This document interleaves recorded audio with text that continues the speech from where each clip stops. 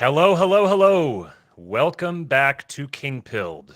We have got you a special Sunday afternoon, evening, depending on where you are. Sunday afternoon, evening edition of the King Pilled show. And today I've got a special guest in the place of Cooper. Cooper is not joining us today. He said he may be in the chat, but he has some family stuff to attend to, as every good man should at some point. And today I am joined by a special guest. If you guys are followers of the Pete Quinones show, good friend of the show, Pete Quinones, then you're probably familiar with this guy. And I heard him on Pete's show recently and thought, man, I need to talk to this guy. And then we got connected and set up the stream, and we are here to talk. So we're going to talk about the Curse of Eve today with Charles SPADILLE. Charles, welcome to King Pilled. Thank you very much, Matt. It's an absolute pleasure to be here, and I was really thrilled when you reached out to me via Pete. So that I'm excited to be here and want to hear all about you. I watched a little bit of your show on YouTube. You have a few shorts up there and a couple other clips that I really impressed. I like your attitude. I like your positivity. I like what you're trying to put out there. So I was very excited to be here. So thank you, very, very much appreciated. So if this is your guys' first time watching, or if you're returning, please do us a favor, pay us in the currency of YouTube, which is likes and comments and subscriptions and all those sorts of things. Give us we're going to humbly plead for you to support the show so that we can keep doing it. So if you like the stream, subscribe to the channel, hit the notification bell, do all those sorts of things, and then I won't pest you about it again. Euthanasia says Charles is the most polite interrupter I've ever heard. He is an absolute gentleman. And we were talking just before we went live that he likes to talk, which is good. He's my type of guy. He says he's from the Northeast, and the Northeastern Americans tend to be chatty folks, and they tend to be, how would you say, forthright and yes. pushy, maybe. Yes, which I think is good. I like it. If I may give you just a very brief story, I moved out here into the Midwest or South, depending on how you want to look at it. But I moved to the state of Oklahoma in 2014. And I was part of a group. One of my hobbies is tabletop role-playing games. I was part of a group, and I met a great bunch of folks through that.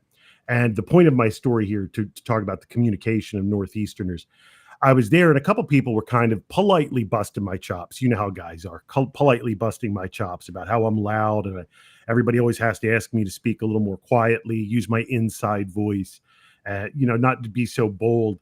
And one of the other guys at the table looked at the guys busting my chops, and he said, do you not get it? He's from New Jersey. Right. And I just started laughing. And he goes, like, if you're not like that in the Northeast, they just eat you alive. You will never get anywhere or anything. And I just started laughing. I said, they say he's right. And they're like, well, I can't be like that. And the guy goes, no, his name was Nick. I love him to pieces. Great guy. He goes, no, I've lived in New Jersey for 2 years. I ran cable up in New Jersey. I'm telling you, like, I had to leave because he's like, I couldn't cut it. I'm from Oklahoma originally. But, that's why he's like that. That's why Charles is like that. So you just learn that this is just the way different people are around the country and around the world. So, how have you found, I guess, with that dynamic, how have you found the Midwest? Do you find yourself blending in, or do you just stick out and you accept that you stick out? How's that been for you? That's a great question, Matt. I told you I like to talk, so I'm going to answer your question in two forms. First thing I'm going to say is when I moved out here in 2014, I didn't have a lot of money. Mine is a tale of woe and tribulation, but we're not here to commiserate at the moment. But when I got out here in 2014, I didn't have a lot of money, but I just scraped together enough to pay for a hotel until I could find an apartment. And while I was out here in Oklahoma, staying at some Motel 6 off of 35, cheap pop for those wrestling fans out there near Route 35. When I was out there staying at this motel, I was using the swimming pool, and it finally dawned on me. Like my father's side of the family came to America in like the 1920s, 1930s. And I could never figure out why. Living in New Jersey, I was like, why the hell would anybody come here? Like, this is just awful. And then I realized, like no, Oklahoma is what New Jersey was like, 100 years ago. And then I said, oh, that makes sense. No wonder they wanted to come here, because I loved it when I got here. The people were polite. They were friendly. Everything was clean. Everything was neat. I really enjoyed it. I still enjoy it. I mean, no place is utopia, Matt. Heaven is for after you die. not for Earth. Right. You know, I do like it. We can find my only issue with Oklahoma is I swear yield signs mean Brahms 2 miles because just nobody out here seems to use them properly. But regardless, like, so to answer the short answer to your question is I like it. I tend to stick out, especially when I get really animated. My Northeasterner comes out. My accent comes out. Somebody left a comment on the Pete Canone show I thought was great, saying something like, wow, I get to hear things that interest me in a greater Delaware Valley accent, Philadelphia accent. It's just like, oh, he's like, oh, that's great. I'm so glad to hear it. But yeah, I mean, I stick out a little bit, but I didn't try and bring Philadelphia at all out here. I didn't try and bring Philadelphia, New Jersey, et cetera, out here. I came here because I wanted to be with the Midwestern, Southern sensibilities. This is where I wanted to be. I choose to adapt to them, not make them adapt to me. And I have to say, everybody out here has been extremely welcoming, and they appreciate that I'm not trying to turn Oklahoma into New Jersey or Philadelphia. So what is it that I've heard your story from listening to Pete? I've heard your background. You have a very interesting story. So what is your story? What led you to who you are today? Oh, well, I mean, this is a talk for a late night bar and a whole pack of cigarettes and a whole lot of whiskey, but I'll just try and give you the brief rundown now because we have so many other topics that you'd like to get to. But I'll just try and give your listeners a little bit of a story. So when I was a young man growing up, like I was just that mom, dad, apple pie kind of kid. So I wanted to go into law enforcement.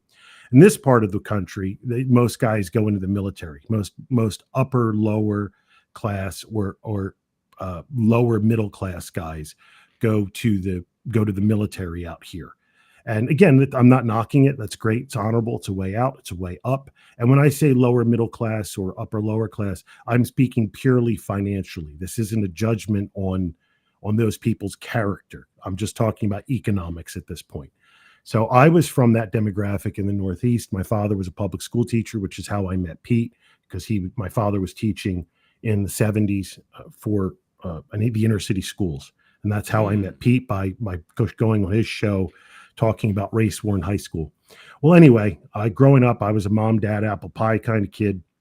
And I was like, well, I want to go into law enforcement. Never drank underage, never experimented with drugs. I didn't even smoke. And I tried to keep my nose clean. I finally got in after a lot of hard work, did well in college, went to a good university out on the East Coast. Well, as good as universities get in the 20th century, but did the best I could. Went to a good 4-year school.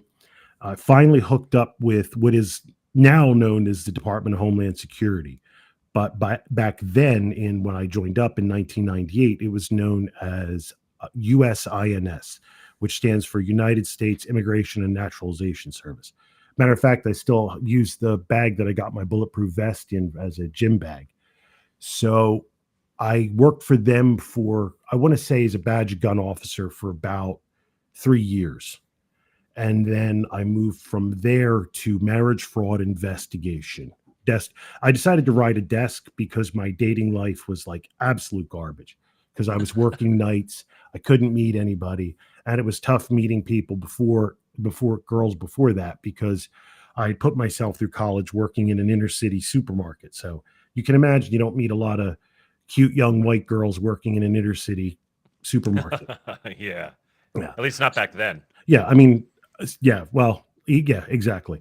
So I decided, let me give up the gun. I still kept my badge, but let me ride a desk for a little while, see if I can get on what they consider a normal people schedule, and see if I can meet some gals. And it worked out a little bit, but too much of a cowboy at heart, and very much too much of ironically enough, too much of both cowboy at heart and Northeasterner. A little too brash, a little too bold. And then I got into more than a few scrapes with the powers that be. And I found myself very unceremoniously booted from government service.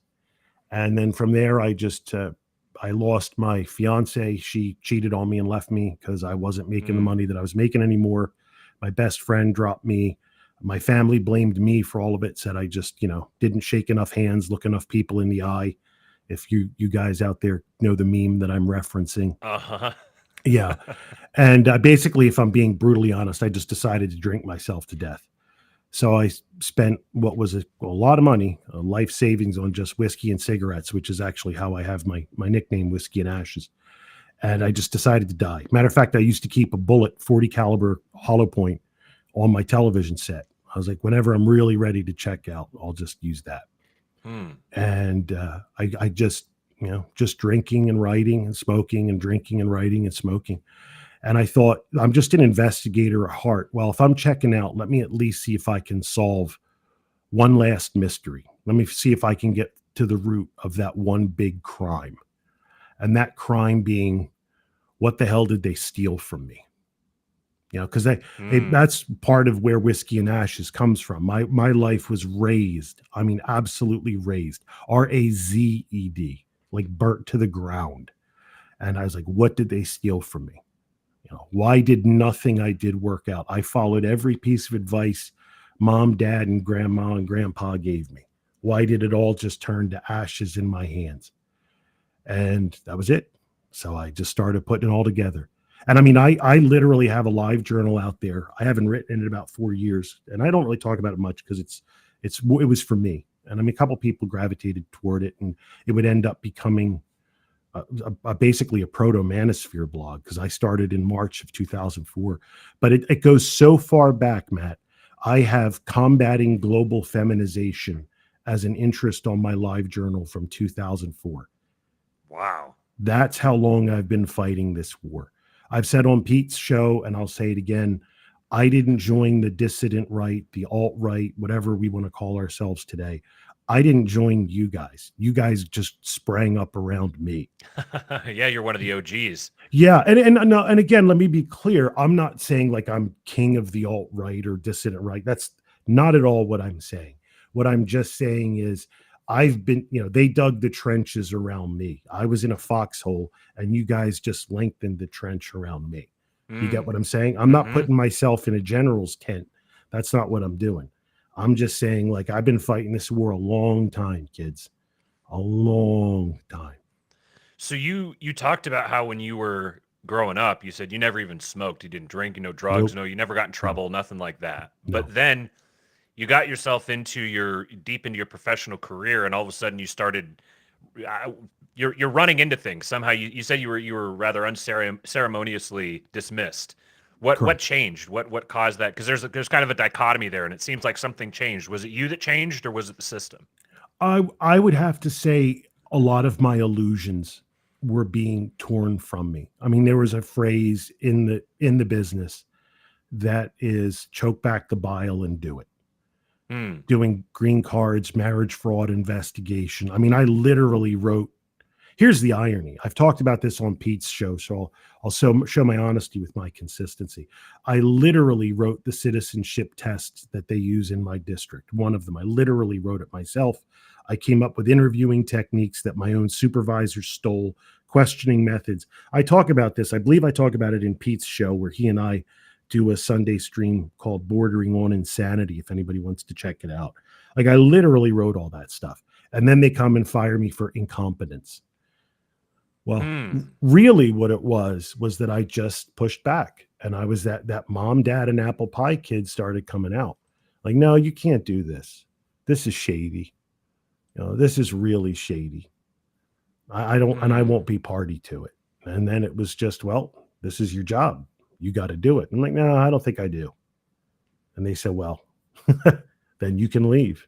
And then I ended up getting an attorney and fighting them. And I still remember to this day, I'm in a black suit with a white shirt, standing on the side of the road with a bag with all my paperwork in it, a grown man in his early 30s. And I'll admit to you and your audience, I was crying. I'd lost my girlfriend. My fiance. I lost my career. I lost everything I believed in, everything I thought held dear, I thought was true, turned out to be false. And I'm standing on the roadside crying, waiting for my lawyer to pick me up. So I try and clean myself up as I see his car roll up, wiping the tears out of my eyes. And I sit down, and he just looks at me, and he goes, no, I get it. And I think he could see it on my face. And he says, in all my 15 years of doing these mediations, I've never seen them torture somebody like I've seen them do you. For the Hmm. past 6 months, they have tortured you. And he goes, I have no idea what you did, but you must have really, really struck a nerve. I said, yeah, that sounds like me. Yeah, there's the Jersey boy, right? Yeah, you got it. Exactly right, man. So was it? It seems like, I guess, to sort of clumsily segue into the title of the show, "The Curse of Eve." Yeah. Is it? It seems to me, just kind of reading between the lines here, that there was something about your spirit that was insufficiently feminine for the system. The system wanted uh, some of these you might call, I guess, like the perverted feminine traits, where it's like conformity and Mhm. uniformity and submission to the process, Mhm. and they don't want this, like rogue independent standing up for what's right, that sort of thing. You ended up being the what do you call it, the whack-a-mole. You ended up being Yeah. the mole that had your head up, so you got whacked. Would you say that's the case? I think that's correct. And I think not only was I the mole that had his head up, I was waving red flags and shouting a lot too. So yeah, Not I very mean, subtle, huh? no, no. Subtlety. The irony is I can be extremely subtle, but I have to want to be subtle. And that's a pretty rare thing. So Hmm. I would say your assessment is correct. So, what would you say? This is a question you said would be a good jumping off point. I've got a couple of tweet threads here, or a Go couple of ahead. tweets I saw earlier that I will get into in a little bit. But you had a really interesting question you gave me to lob to you, Right. which is, what powers the engine of civilization? Oh, right. Well, we were talking about male and female and their roles in the world, in the universe. I always look at men are fire, women and water, or women are water. And that's how a steam engine works, right? Hmm. Men light the fire under women. They build, they construct, they motivate. Women temper, women soothe, women ease. And that boiling water is what powers the engine of civilization. That interaction of male and female. If you've got too much water, it just puts out the fire. If you've got too much fire, it just evaporates the water. But if you get that nice blend, you get steam and you can power the engine that we call civilization. Hmm. I like that. It's interesting that there's clearly this need for balance there, that Yes, absolutely. you don't want to have excessive masculinity, but then Mm-mm. in the war against excessive masculinity, you get excessive femininity, Yes. and the two of them, when they're improperly balanced, they become really. I hate the word. The word has been poisoned, but we have to use it. It's they have a toxic relationship when they're out of balance. Well, sure. Remember, you can die from drinking too much water. There is such a thing Hmm. as water toxicity. You could take a good thing and die from it. Absolutely. There is such a thing as too much of a good thing. Absolutely. And this is why I understand young men. I do. Do try and tell younger guys, because I'll be 52 this year. And I flatter myself that I look pretty good for 52. But regardless, I I tr- I tell younger guys, like, believe me, fellas, these problems have been extant far longer than you realize, like way longer than you think. Like this situation now, it's just more noticeable now because you have the internet, because you have Facebook, because you have TikTok. But I assure you, women were doing the same garbage crap to me and my buddies when I was 17, 18, 20. I promise you, it was the same thing. The only difference is we didn't know they were all that way. Because I have this theory that I've run by a couple of the older guys along with me. I have a very good friend in Canada. Goes by the biggest gun on Twitter. JD's a great guy.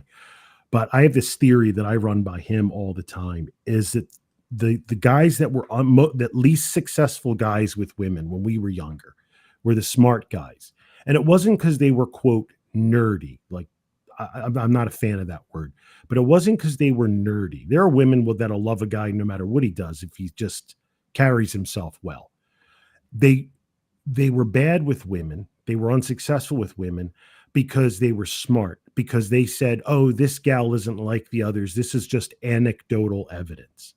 I can't make a broad blanket statement about all of them because I don't have enough data. That would be a foolish decision to make, which technically speaking, yeah, that isn't the best decision because you could have, that's just the induction fallacy.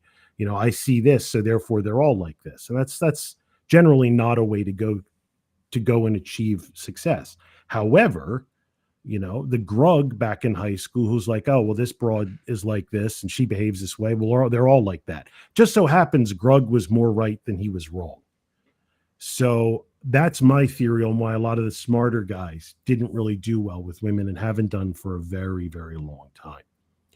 So that's my thought. But what I do try and tell younger guys also is I get the anger. I do. I've been there. I get the frustration. I do. I've been there. Uh, I'm still not even married at this point, you know, much to my regret. You know, got close a couple times, tried, but didn't work out. But I do try and tell you guys, you can't hold on to the anger. Yes, you're welcome to feel it. Yes, you're welcome to let it out, but it's a phase like everything else. You have to move past it. You have to grow past it. You know, it's interesting you have this this analogy you're using of fire and water, which has a lot of parallel to another analogy that I've been kind of piecing together recently. I mentioned it to you just before we went live. I've been doing this as kind of a little bit of an experiment. I'll share my screen here. So I've got Chat GPT, and I kind of had a brainwave that that there's a similarity between the relationship between electricity and magnetism and the relationship between masculine and feminine. Okay. So I just asked ChatGPT what is that relationship, both in literal physical terms and in archetypal terms, because I was curious to see what it would pull out.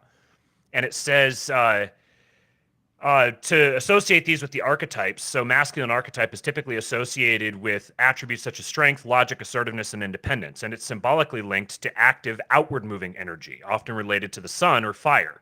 Which there you go, fire. The feminine archetype is associated with qualities like nurturing, intuition, empathy, and receptivity, and is symbolically connected to passive, inward-moving energy, often related to the moon or water.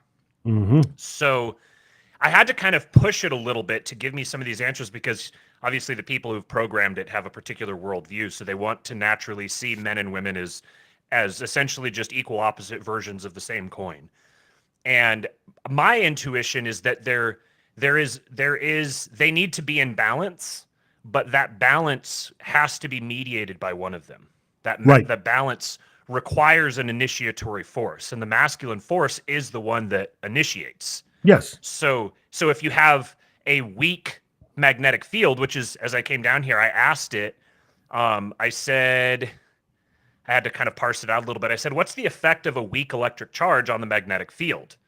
And it said it can have several different effects. If the weak electric charge is static, then it does not produce a magnetic field. So a stationary electric charge generates an electric field but has no influence on the magnetic field. This is because magnetic fields are produced by moving charges or electric currents or changing electric fields. If the weak electric charge is moving, it can produce a magnetic field, and that's going to depend on the speed of the charge and the current produced. So then it gives me some of the math for it. But what I was teasing out with this here is there's a lot of young men today who are very resentful. They're very angry about this hyperfeminization. And I think appropriately, I think there's a lot of reasons to be angry about that. But what it indicates, I believe, in the same way that a weak magnetic field indicates a low electric charge, a weak out of balance feminine energy collectively in society indicates a weak electric charge. It indicates weak masculinity. Do you agree with, is this something that squares with your experience? I would say it does, but I would be hesitant to lay too much. And I don't think this is what you're doing. I just want to be very, very clear. I would rather over communicate than under communicate on something like this. I see where you're coming from, and I think it does square with my experiences. I think I came to notice this, if I'm being brutally honest with myself, probably only within the last 2 or 3 years that I really noticed this. But I hesitate to really tease this point out too much, not because I don't want to face a harsh reality. No, that's we can't get through life that way. You shall know the truth, and the truth shall set you free. But I do hesitate because I think it's very easy to turn that into, see, it's men's fault again.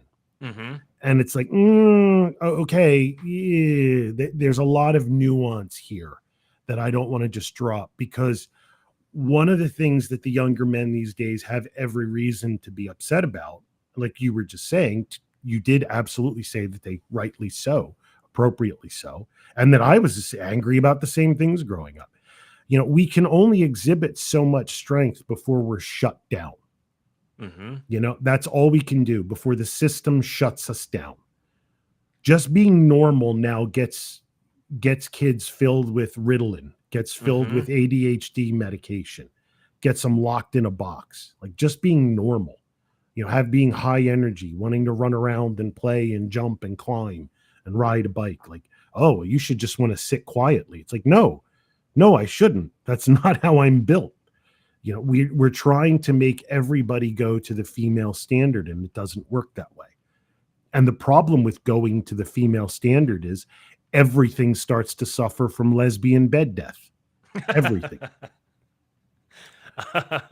Right? I mean, really, Yes, it does. yes, It yeah. just becomes this tepid, we all just sit and look at each other. And it's just, okay, well, what's happening here? What's going on here? And the answer is nothing, because nobody can initiate anything. So I do hear what you're saying, and I would have to say uncomfortably for myself that it does square with some of it. I think the last relationship I was in, if I'm being brutally honest with myself, was because I didn't have as firm a hand on the rudder as I should have. And I tend to have a much firmer hand on the rudder than most men. But I still, in this day and age, I think you just have to amp it up, sadly, even more. But I want to also bring out too, though, there is a way to do this that can kind of work around the system, work around the game. And that is, I'm a big fan of the phrase "be yourself." And I'm sure everybody in your audience just cringed, like, oh God, bro, no, don't say that. It's like, but you probably have no clue who you are. You know who TikTok tells you are, Facebook, Twitter, Instagram, all this.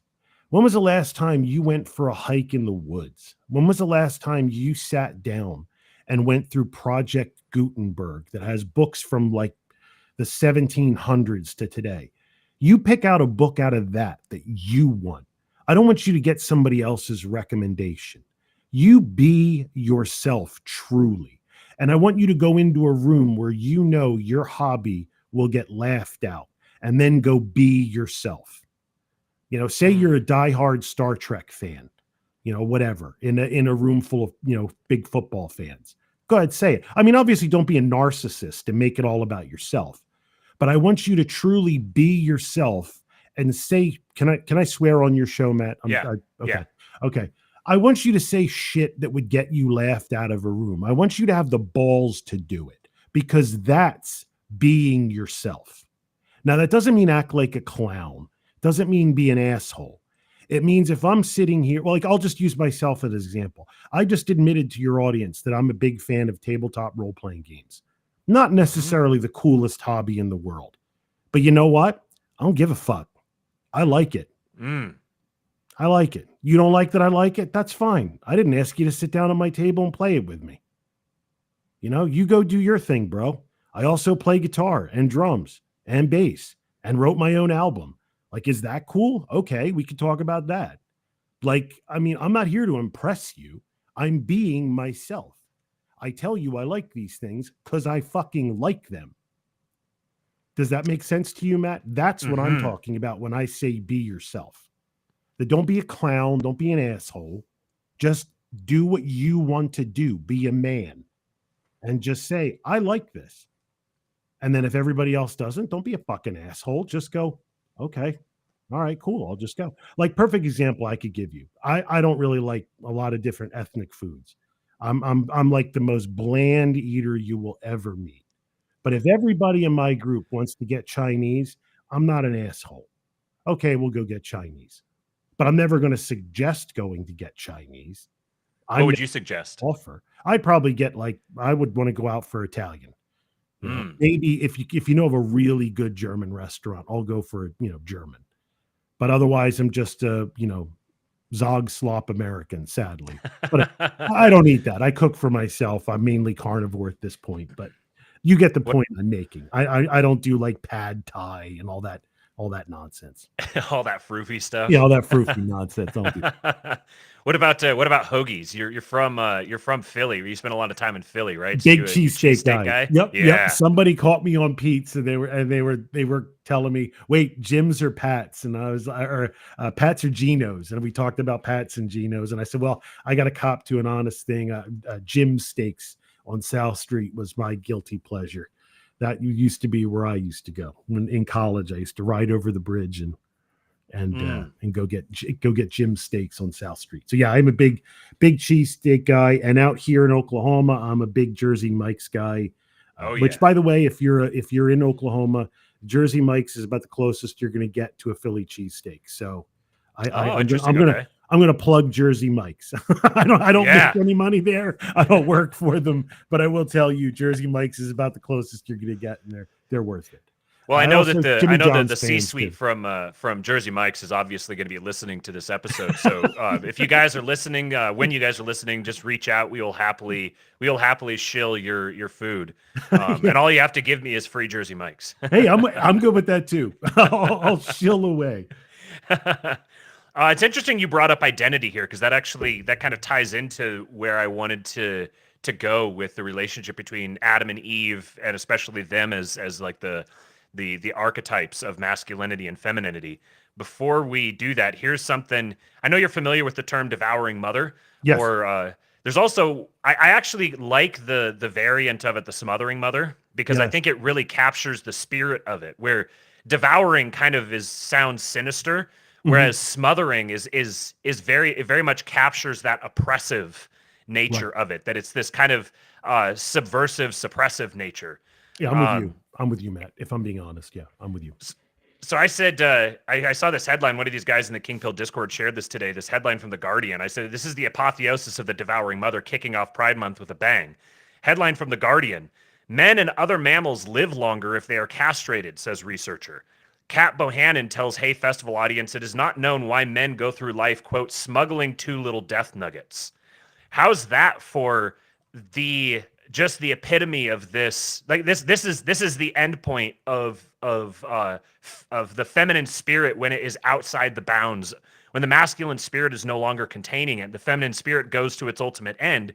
This is part of the curse of Eve, is it not? Where she's grasping for Adam. She's grasping for his seat of power. She wants to take that seat of power. But anybody who's ever known a woman knows that they don't actually want to be the ones who make the decision, so they don't want the responsibility of the seat of power, but they want to be able to grasp for it. And ultimately, you could say symbolically, the seat of power for a man is in his balls.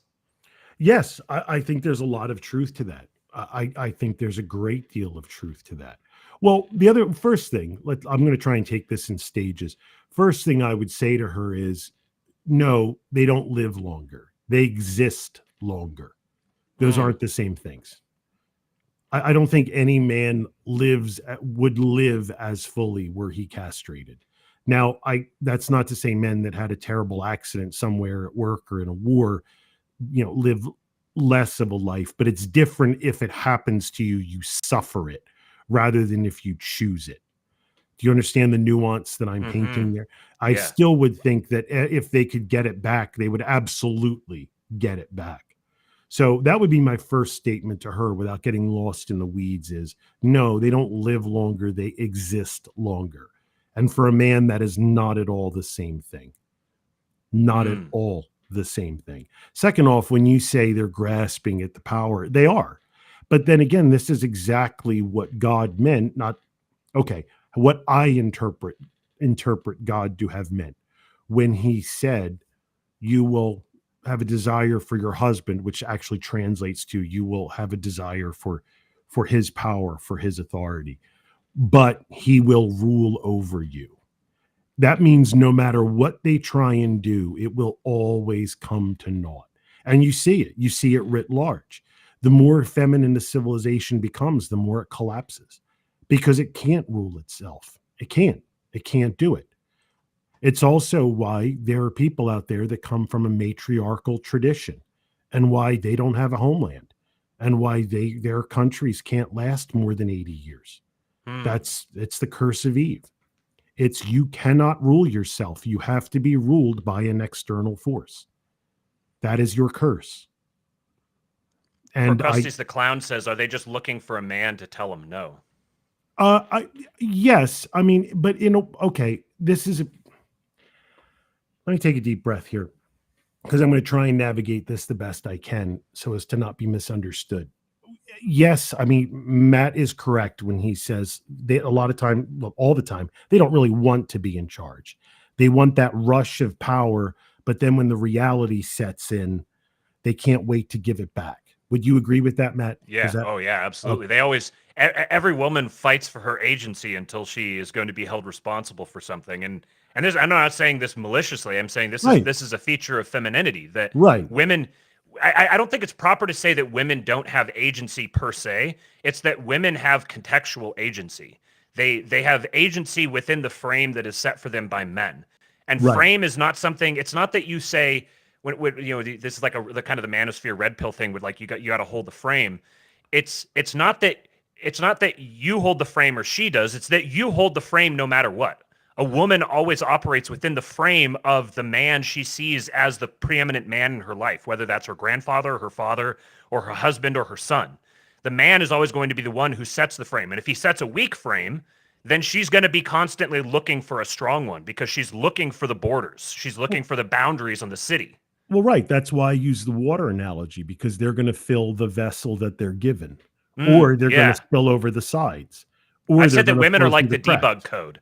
This is the shit test. A woman is like they're debugging your code and Mm. reflecting back to you whether or not, like when there's errors in your code.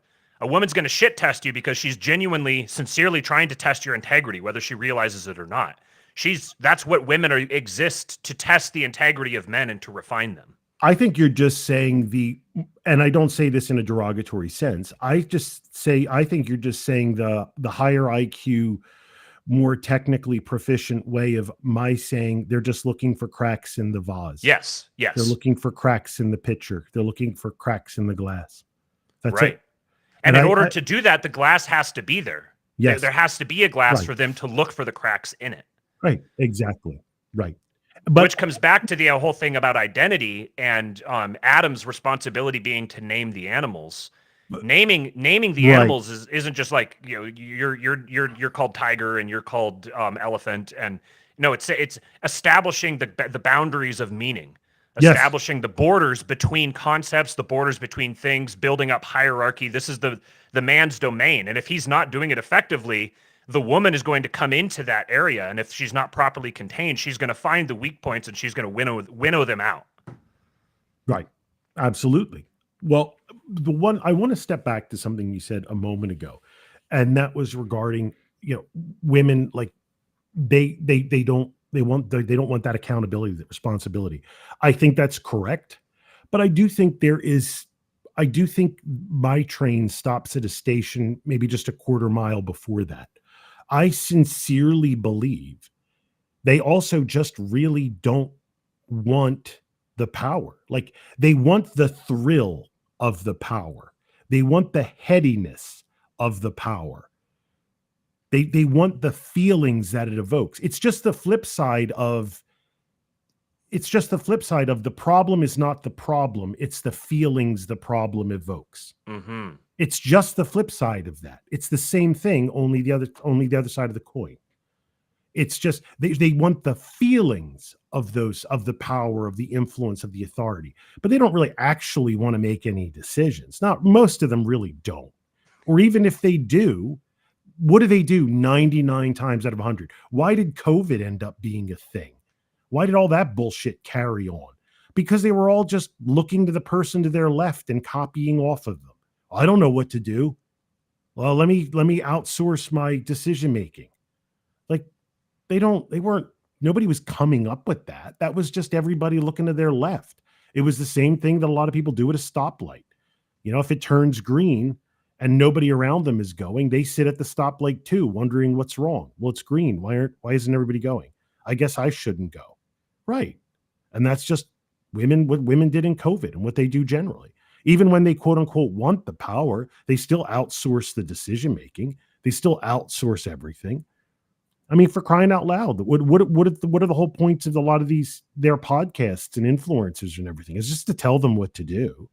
Like, that's the irony. We're not allowed to tell them what they want to do, but everybody else is. And matter of fact, everybody else should. Like, that's the irony. Nobody liberated women. They just changed masters. Because again, you can't overcome the curse of God. You can't. That's God. He gets what he wants. He made it all. Like, this, you don't trick God. That's not how this works. You mean I can't just have like some super fancy technological workaround that I can use one day out of the week? Right. And Aaron McIntyre and I came up with it independently, but I will mention him because he is known for it, in fairness. And that is, the Tower of Babel was not an engineering problem to be solved. Like, remember, the Tower of Babel didn't collapse. God knocked it the fuck down. Yeah. Like, he said, no, I want all of my children in different rooms. I love you all for who you are. I'll talk to your listeners out there that have multiple children, or if you have multiple children. You mentioned you do have one, but I don't know if you have any more. Just one. You love your son because he's your son. You love your daughter because she's your daughter. Or you love your first son because he's this and your second son because he's that. You don't want them to be the same child. You love who they are individually. Or if you want to bring it to siblings, you love your brother because he's like this and you love your sister because she's like that. Remember, these aren't engineering problems. These are God's will. You don't solve God's will. Who the fuck are you to solve God's will? Like, if you'll forgive my immodesty, Matt, I feel like I'm generally one of the smartest guys in any room I go into, but I'm not fucking God. Like, I don't want the job, even if they would give it to me. Like, you know what? That's way beyond my abilities. I don't try and solve that problem. That's God. And you can't overcome this. Like, these are curses for a reason. And that's why, to tie it all back in, this is why I keep attributing a lot to the curse of Eve. And that's why everything's falling apart. Because God says it cannot work this way. It will not work this way. Full stop. He doesn't need to say anything else. He said what needed to be said. That's it. It will not work this way. So the more you veer from his will, the harder things are going to get. The less things are going to work out. The more you veer from his divine order, the more everything crumbles.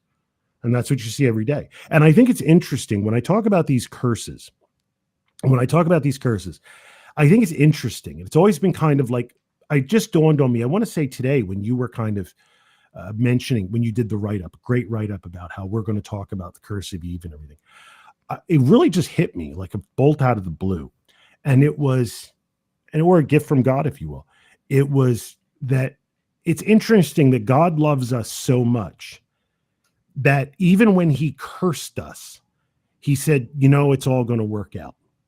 Because when are we happiest? When is a man happiest? When he's doing work he loves. Like I could sit down and play guitar for 12 hours. Easily. I did it plenty of times. I would forget to eat.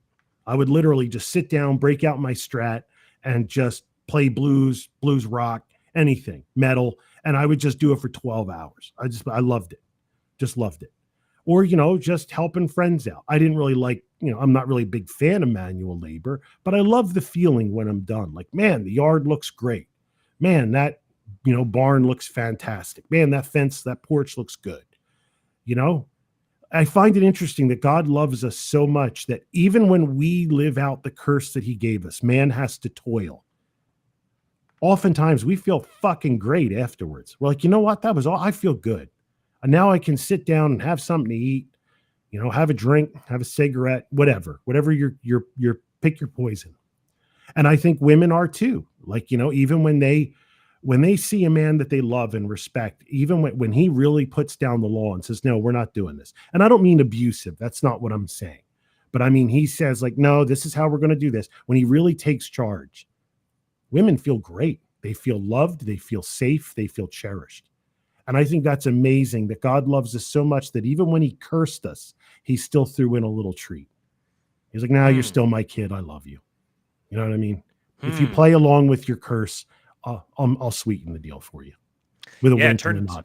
It turns out that the world he created was created according to rules and laws. It's not random, undifferentiated chaos, which is, I mean, I'm not breaking new ground here, but we've got some women in the chat here, and they're generally wholeheartedly agreeing with what we're saying. There's one thing here where I think maybe there might have been a little misunderstanding, and I'll see if I can clarify this, and you can correct me if I'm wrong. Sure. Yeah. Go ahead. Natashki here, she says we don't want the power. Having power feels spiritually off. And then down here, she said women are low-key resentful when they have to take power, whether they realize it or not. And I think both of us agree with that. Yes. Yeah, it's 100%. not that women want that power. Really, you might say that it's women want to see that power properly utilized, properly distributed. They want to see it in the right place, and they want to see it generating something. They want to see the production of life happening. They want to see men who are empowered themselves. But when women see weak masculinity, their instinct is to take that power away from them and but then they want to take it away, but they don't want to keep it for themselves. They just want to, you're getting the the alert on the debug code that's saying, hey, something's fucked up here. You're not loading the dishwasher right. Here, I'll do it. Right. But then at that point, so they'll do it. There's so many memes about this, the relationship between men and women. You have, I don't know, picking up your socks off the floor, or order, like, what do you want to eat? Oh, I don't know. What do you want to eat? This is, the woman's going to kick back that choice if she trusts, because kicking that choice back to you is a way of testing you to see, number one, if you will actually man up and make the choice, and then will you make a good choice, which is going to be necessarily have a subjective element to you. So this isn't something that women choose to do because they're malevolent. It's something that they're wired to do. They exist there to refine men. At 100%. I co-sign that 100%. 100%. As I said, they are water. They want to boil. Come on, then things get moving. They want to cool you down a little bit. They want to boil. They want the steam. And like I said, that's why I said that balance is so important. Because if you're too hot, you burn up all the water and there's nothing left. But if you're too wet, then the fire goes out. That's why I said there has to be that balance for a truly healthy, and I mean physically and spiritually, world. I think there has to be a balance. Again, I'll prove my honesty with my consistency. It's why I tell younger guys, yes, you're angry. Yes, you have a right to be angry. Yes, you're frustrated. I agree with you. I went through all of it myself. Don't you dare fucking tell me I didn't. Don't you dare say, you Gen X bastard, you don't fucking know. I absolutely do. Don't tell me what I went through, because you don't know. And I'm telling you, you have every right to these feelings, but you just take them, you let it out, and then you realize, okay, how can I still win? How do I keep fighting? How do I keep grinding? How do I keep moving? Because I'm telling you, that's the only way you're really going to win. Anything else, you're just cheating yourself. And I mean that very sincerely. Any other way, you're only the one that's going to lose. Because if you drop out of the race, that just means more for somebody else. And that's really to the young men who are frustrated, even older men who are frustrated with women. When you feel that frustration directed at the opposite sex, I think what's really become clear to me is that that's a signal to you that you are not. It's hard to say this without going full Jordan Peterson essentially, but it's a sign that you are not pursuing what's meaningful to you. You're getting this red flag showing up. You're getting this alert on your heads up display where the woman is rankling you because she senses that something's off with you, and she's prodding you. She's prodding you and poking you and trying to urge you on. Whether this isn't necessarily a conscious thing for her, But No, she I would, senses I would say something's most often off. it's not. I would say most often it's not a conscious thing. And particularly with women because of the intuition side that's so predominant with them. So if you're feeling that sense of resentment or unsettledness or things are just out of whack, this is meant to be this is a grace to you. This is a grace being offered to you that you can now use this as a signal to direct your energy, to Right. direct it towards something meaningful, because as a man your responsibility is to labor and toil. Right, exactly. And one thing I want to say too, I've written about this. God, I wrote this on my blog probably 12 years ago. And I want to say, like, when you're talking about it's it's a grace to you. Remember, as a man, you really have two desires in a woman. Let's all be really brutally honest. We have two desires. We want her to be young, we want her to be pretty. Hmm. It's basically it. Everything else is, as I'm fond of quoting or riffing off of the old Sam Kinison. It's like, as long as she's cute, she's sweet, reasonably submissive, and she doesn't make me want to cut her fucking head off and put it in a camera bag. you know, good enough. You, as a man, you really aren't that hard to please. The reason women hold all the cards when they're younger, I'm gonna get real close to the mic and tell you a secret. The reason women hold all the cards when they're younger is because they need them. They have 1,000 bullet point checklist that has to be met. You have two. You have two. Which means you have to labor and toil to meet that. Yep. Yeah. Now you still have to work to get it, but there used to be advice in the manosphere, and I'm going to give similar, but not the exact same thing, for moral, ethical, and I do believe spiritual and physical health reasons. Saying in the manosphere used to be, go sleep with 10 other women, and then tell me how you feel about the first one. For spiritual reasons, health reasons, mental stability reasons, I don't necessarily recommend that, but I do recommend get 10 other women to want to sleep with you. Oh, that's interesting. You were saying you talked about, when you talked about identity with men, it was when you're finding yourself, you're finding that one thing that is you. You are unabashedly diving into that one thing that is you. Whereas women don't know what they want until they see other people want it. So when a woman sees another woman want you, it makes her want you more. Right. So they mediate their desires through other people in a way that's different from men, where men mediate their desires through themselves. Well, remember too, like, I'm going to say something, and it's in a way it's going to sound both very insulting and completely reductionist, but just give me a moment to tease it out. Remember, women don't really exist. Like, and what I mean by that isn't to say that they're not real or anything. I'm not insane. If we go back to the book of Genesis, which I believe is the greatest thing ever written, I could talk at length about. I used to say that I'm going to sit down one day and write a book about just the book of Genesis, but I don't know if that'll ever happen. Remember, women didn't exist without man. She didn't show up until God said it wasn't right for man to be alone. It wasn't good. So he created woman. Was she first? No. No, because she can't really exist without him. There's a great woman on Twitter. I really love her to pieces because she's very honest, and she and I have disagreed a few times, but I really love her. I respect her. I'm sure she has a beautiful family. She talks about her kids, her husband. But she once said, the one thing I wish more men would realize is that you can be a man without a woman. A woman can't be a woman without a man. Like, to really achieve your true feminine purpose, you need a husband. That's how you get children. That's how you become a mother. That's how you become a nurturer. That's how you do almost 95% of things that you're born to be good at. But you have to have a man first to do all that. Right? Whereas you, Matt, like, I'm grateful that you have a wife and a child, and that's wonderful. And I applaud that. But if you didn't have those things, You could still be doing this podcast. You could still be talking to younger men. You could still be mentoring. You could still be excelling at a profession. You could still be laboring as God cursed you to do and living by his commandments. His curse is his commandment, by the way. That is his commandment. You know, you could still be who you are. Can a woman? No.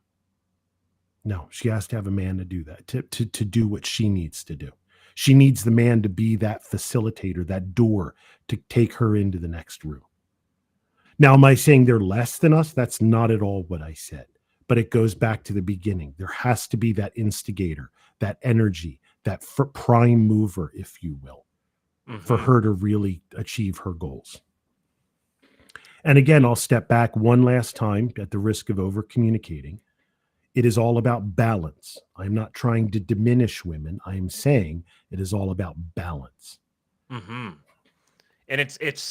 we tend to, I think, especially in the West, we tend to look at balance in terms of equality, or like putting things on level terms. Like that's what balance means, and that's not what balance means. Balance means that there's a proper relationship.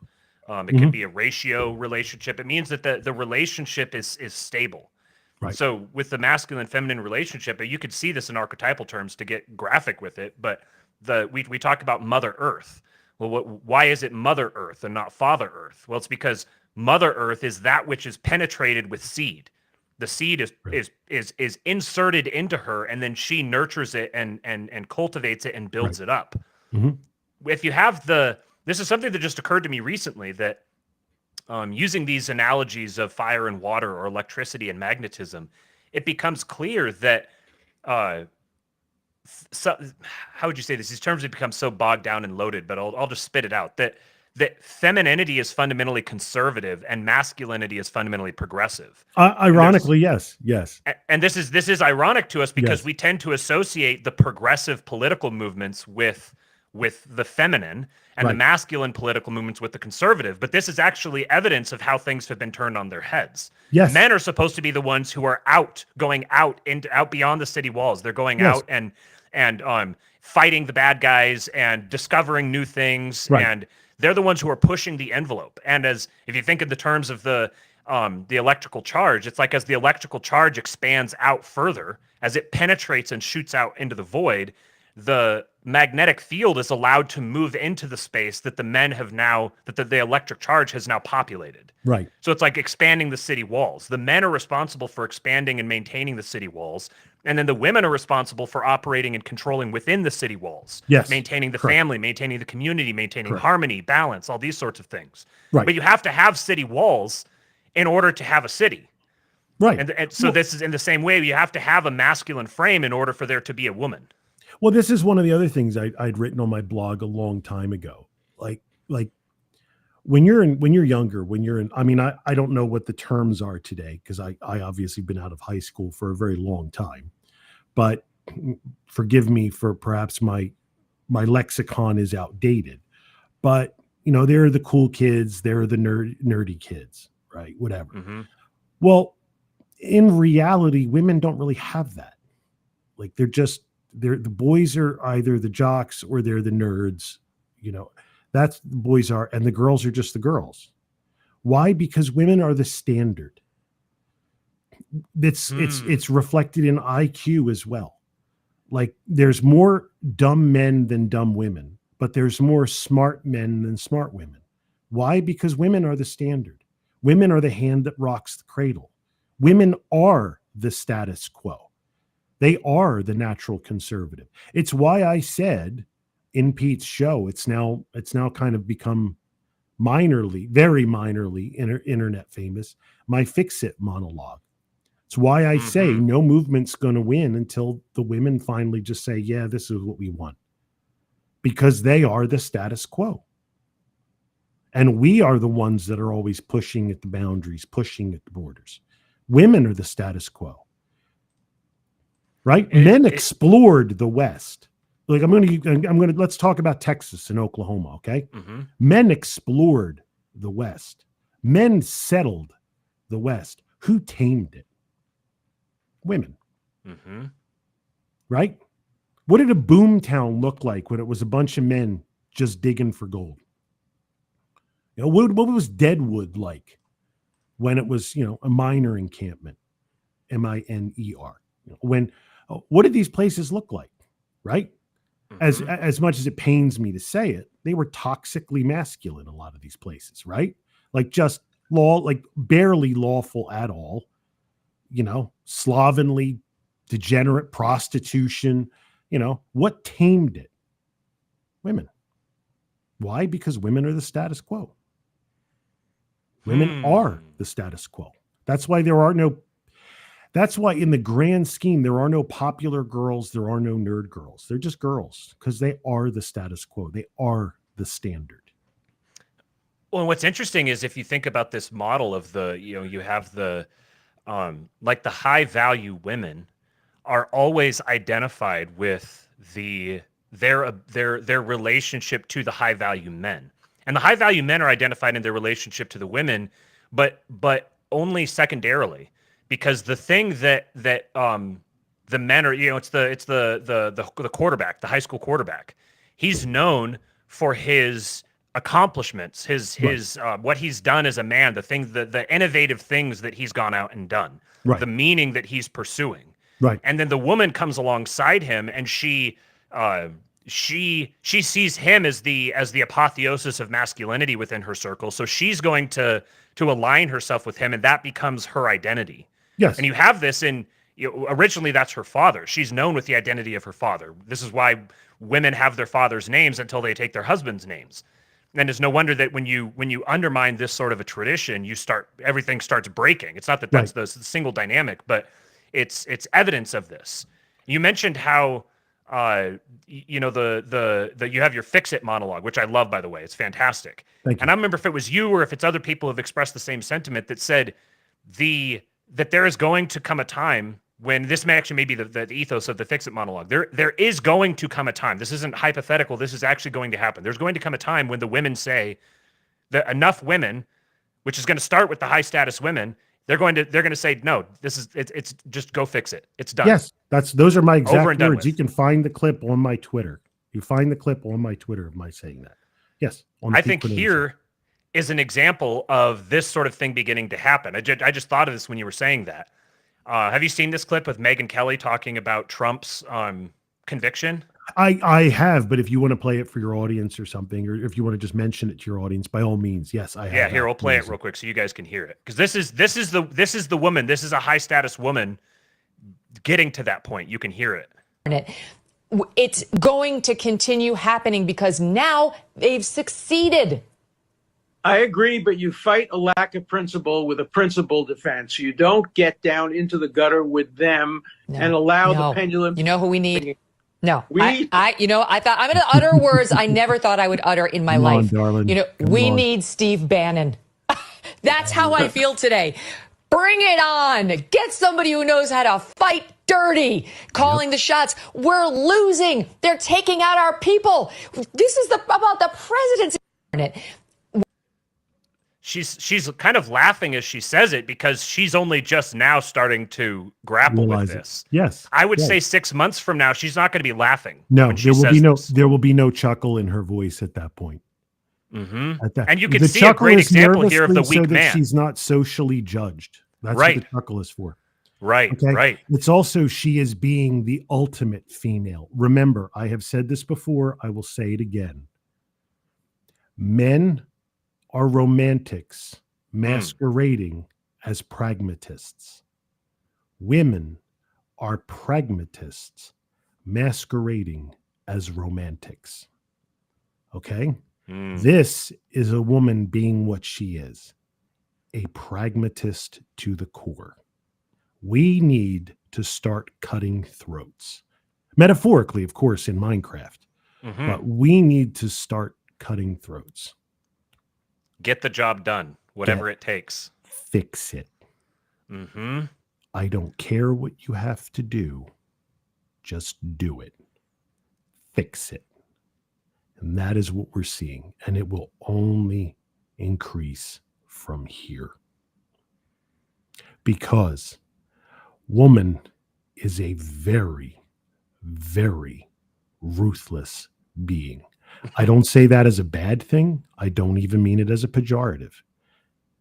But woman is a very ruthless creature when she needs to be. Why? Because she has had to be historically.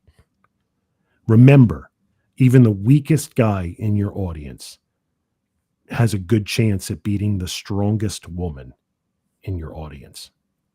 So they have to use the tools that they have, and they have to take every advantage that they can get. And then if they progress into motherhood, they have to see that their young survive. Look at how much time and effort and energy and strength it takes to bring a new life into this world. You have a child, you saw it firsthand. Okay?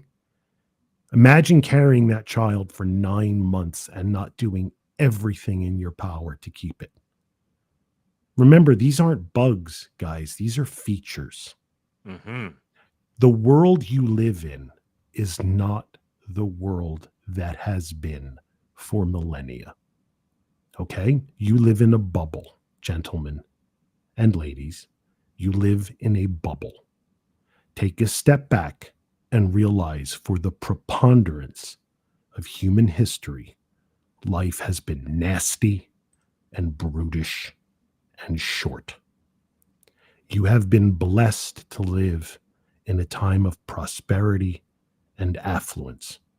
No matter how bad it is, that it seems to you, you live in a time of prosperity and affluence. That is not how your forebears had to live. So that is ancestral memory coming out. That is, okay, there are now problems and they are now affecting me.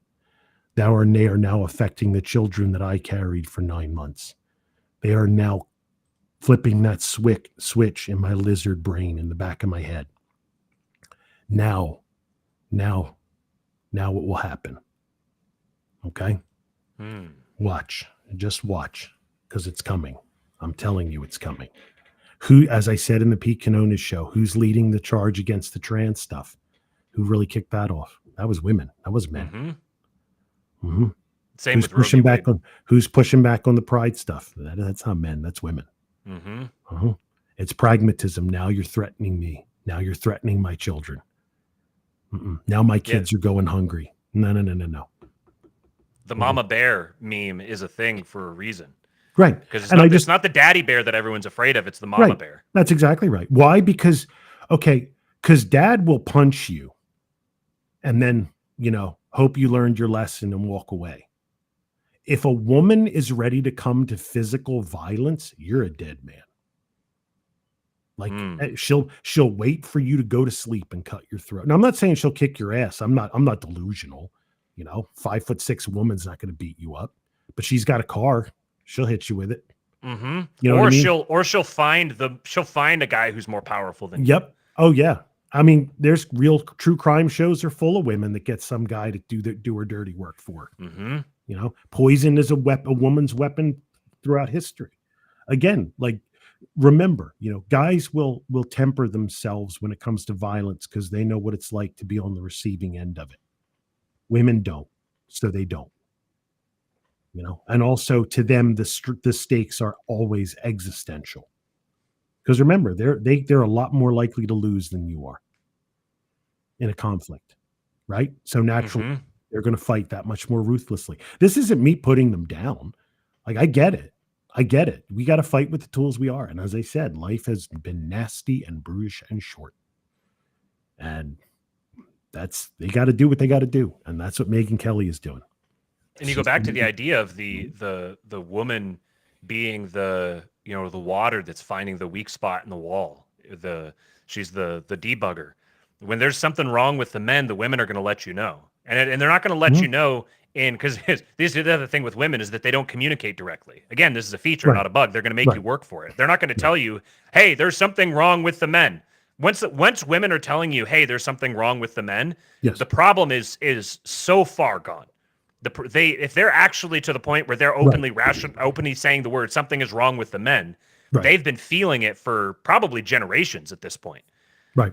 the flip side of that interaction was interesting because you see the feminized man and feminized Dershowitz being feminized in a couple of different ways. Mm-hmm. And what's his response? No, no, no, no, no, no, no, no, no, no. We can't fight dirty. No, we have to neuter ourselves. Mm-hmm. We have to be principled. We can't get down in the gutter. This isn't a battle. This is just a disagreement. We just need to parse the disagreement out. And the woman is saying, no, we need to fight dirty. We need to get in the gutter. We need to actually treat this like a war.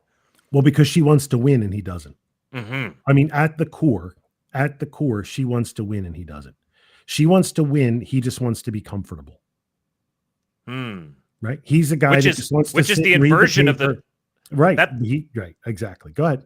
Yeah. That's the inversion of the. It's supposed to be the men want to win and the woman wants to be comfortable. Yes. Right. And that's how you know everything's topsy-turvy. Like that's. But also, I mean, he's very spiritually feminine for a multitude of reasons. Right. He's very spiritually feminine for a multitude of reasons. But we'll touch on that here in just a second. You're accurate in pointing out that also, as I put on Twitter some time ago, and if Twitter for me isn't really a way to be popular, it's just a way for me to tell you, I told you so. If you scroll back in my Twitter, I say, everybody chooses the battlefield they fight on best. The smart guy in the room always wants to have a battle of wits. Well, of course you do, buddy. You're the smart guy. And the guy that's not very bright, but lifts, 6 times a week, he wants to have an arm wrestling contest or a physical altercation. Well, of course you do, buddy. You're the strongest one in the room. Remember, everybody wants the fight that they're best at fighting. Everybody wants the battlefield that they are most knowledgeable of and can navigate the most savvily, right? So what does Dershowitz want to do? He wants words. He wants law. Of course, because that's what he's been doing with his whole life. Of course he wants that. He doesn't want to have a knife fight. He doesn't want to have a gunfight. And this isn't about violence or not violence necessarily. I'm saying understand what people do. There's a great book by a man named Eric Byrne called The Games People Play. And just understand everybody wants the battle that they want to fight. So I got another tweet thread here that's related to this that I came across today. And a good friend of the show, Kryptos, made a good thread in response to it. I want to get your thoughts on this as we start talking about in tangible terms what's wrong with men today and what needs to change. So this guy, Meatball Times on Twitter, he says, I've been feeling very undernourished in my male friendships recently. Right off the bat, it's hard to tell. It sounds like a woman writing, and it's not. I think there is something just kind of wrong with the default mode of male socialization / communication, something men aren't taught about relating to people. For instance, I've known this guy for 15 years. I was his best man at his wedding. I told him recently about a suicidal episode of someone I love recently, and also a close family friend lying about having cancer for 2 years and how it was killing me. Crying. My male friend's response to me crying on his sofa? Dude, I'm sorry, that's crazy. What topping do you want on your pizza? What the fuck? Friends for 15 years, this is his response? Not all guys are like this, but could you imagine literally any woman doing this? I realized several years ago that I could spend hours talking to my male friends and not learn a single thing about them. I always am the one that has to ask personal questions, and when I ask guys about their divorce or whatever, a solid third of them shrug? Hello? I mostly just pity men at not sure how I feel about my divorce levels of emotional intelligence. They're not dumb, they're confused. They lack the tools to introspect. They were never taught. The emotions, so they're not dumb, they were just never taught. The emotions are just going to sit in the pressure cooker in their heart, maybe forever. Society tells men to suppress their feelings. Women demand go to therapy, but female modes of expression are alienating to men, which is very ironic to put that in this thread. All the other men in your life are just as confused because if talking about the NBA isn't helping, they're out of ideas. No wonder guys feel nothing. Where can men go to learn how to feel things and support each other? Fraternal orders like the Masons or Elks? Dead church / religion? Dead. Strong, vulnerable men don't exist in media clubs, third spaces, military. Dead, dead, dead. Men unable to feel their feelings live confused lives, inflicting others, especially women, with the burden of feeling things for them or compensating for their total lack of self-awareness. We need dedicated spaces for men to build emotional intelligence. Where are they? Now, I agree with some of that, interestingly, but also, give me your read on this guy. Okay. Well, first off, I think the crux of what is being said is correct. I do think a lot of guys need to learn how to kind of introspect more and need to practice that, need to practice coming to terms with going on and what's inside them. However, I I think there's a way to do it and there's a way not to do it. But I would say first off, the reason a lot of guys are hamstrung this way, and I choose that word intentionally, a lot of guys are hamstrung because now everything is faggy or everything's gay. Like, oh, if you show any kind of affection or you do this, it's gay. If you show any kind of emotion, it's gay. It's like, come on, dude. Like, this is just ridiculous. And one of the things that I always think about when I'm posed questions like this or asked about this general topic is there's an old movie uh, based on the book Treasure Island, and it's in black and white. And I couldn't tell you when it was made off the top of my head. Maybe 1939, 1940. I couldn't tell you. But if you go back and find it, I really recommend you watch it because there's one scene that has always stayed with me. And it's for those of you that have read the novel Treasure Island by Robert Louis Stevenson. It's the scene where there's this effectively civil war between everybody that was on the ship, a mutiny and the civil war. And the protagonist of the story, young Jim Hawkins, he's about 10, 11 years old. And he's a young guy. He really can't do much. He doesn't know how to shoot. He's only 10 or 11. But his job is to help reload the rifles. And he reloads the rifles as everybody's shooting back and forth in this bunker. And the battle finally ebbs and subsides. And they catch a moment to catch their breath. And Jim starts to kind of break down. Young Jim Hawkins starts to break down in the film, and he kind of starts to cry and he gets a little worked up. What I love about the movie is not a single man in the room belittles him for it. They let him let it out for a minute or two, maybe not even that, maybe 30, 40 seconds. They let him let it out for a minute. They let him know, yep, we're all scared. It's very scary, but okay, dry your eyes, go grab this stuff, go grab that. And I've always loved that scene because they're not like, you got to tough it out. You got to man up. Like, give me a fucking break. Let somebody feel something. But they let it go through, and then they say, all right, but you're a man. You can't get lost in this. Yes, you're allowed to feel it. You're a human being. Yes, you're allowed to have emotions. Yes, you're allowed to be sad. But at the end of the day, your curse is to toil. Your curse is to work. Your curse is to labor. So you need to get back to work. You need to deal with it. And I've always liked that. I've always liked that scene because it's always embodied what I think is the right way to do it. You let somebody out, let them talk it out, let them feel it out. If it takes a minute, it takes a minute. If it takes an hour, it takes an hour. But once you feel it starting to devolve into just pissing and moaning and just pity me, look at me, and you'll know when that happens. You'll know it. You'll feel that in your gut. It'll trigger off in your mind, and you'll be like, okay, this isn't a troubles talk that women do, where women really don't want the problem solved. They just want to have their emotions validated or just let it out. You're not a woman. We're either going to solve it or you're just going to deal with it. Pick one. And if you want me to help you solve it, I'll help you solve it. But if you just want to piss and moan, we're done here. And you'll know when those moments come up. You'll know. You'll feel it. You'll be like, okay, now this just sounds self-indulgent. But that's my long, or rather circuitous, answer to your question. Is I think there's nothing wrong with a man admitting that he's sad, admitting that he's hurt, admitting that he's frightened. Because as John Wayne said, courage isn't the absence of fear. It's feeling it and saddling up anyway. And that's what it is. You're allowed to admit you're afraid. You're allowed to admit this. But at the end of the day, you got to saddle up anyway and do it because that's your curse. This is probably a bit of a softball, but I'm going to ask it anyways. Why do women get the ick when they see men crying? Okay. One, because I think, and I mean this in the non-pejorative sense, I think most women these days are retarded. I do. Like one of the big manosphere statements that I really hate with a growing passion as I get older is that women are born, men are made. I mean, there's plenty of women born today, and I wouldn't give you a nickel for them. They're trash. Like, I think women need to be made too, but just in a certain way. They need to be made into ladies. They need charm school. You know, they need to know how to, they need to know how to talk to a man. They need to know how to carry themselves. They need to know how to behave a certain way. They need to know how to be properly submissive. I don't mean like a doormat, let everybody walk all over them. That's not what I'm saying. But I think they need charm school more than they ever did. You know, I think men need a kick in the ass too. Sure.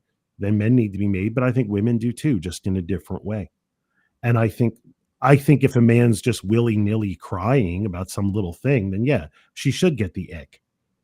But if it's somebody that's close to her, if it's her husband, if it's her brother, if it's her dad, her first thought should be, how do I help him? How do I make his life easier? Because he's keeping me alive.